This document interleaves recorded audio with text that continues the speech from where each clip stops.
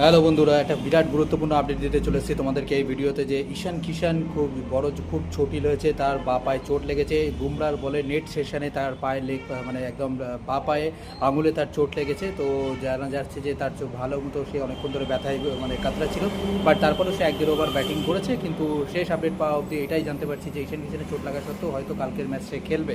কিন্তু আর একটা খবর, ভালো খবর যেটা হচ্ছে যে অভিষেক শর্মা হসপিটাল থেকে ডিসচার্জ হয়ে গেছে। তো কালকের ম্যাচ হয়তো সে খেলবে না। কালকের ম্যাচে সঞ্জুর জন্য একটা বিরাট বড় সুযোগ। কিন্তু আরেকটা চিন্তার বিষয় হচ্ছে যে সঞ্জু স্যামসন নেটেও খুব একটা ভালো পারফরমেন্স নাকি দিচ্ছে না। শেষ খবর পাওয়া অবধি এটাই জানা যাচ্ছে যে নেটেও তার ব্যাটে বল সেভাবে লাগছে না, ব্যাটে বল সেভাবে মিডিল হচ্ছে না। তো এটা একটা বিরাট বড় চিন্তার বিষয়। যদিও বা কালকে সঞ্জু স্যামসন সুযোগ পাবে। আর একটা খুশির খবর হচ্ছে যে বুমরাও খুব সম্ভবত ফিট হয়ে গেছে। তো কালকে বুমরাও খেলবে। সিরাজের পরিবর্তে হয়তো বুমরা খেলতে পারে কালকে, সম্ভাবনা বহুত প্রবল।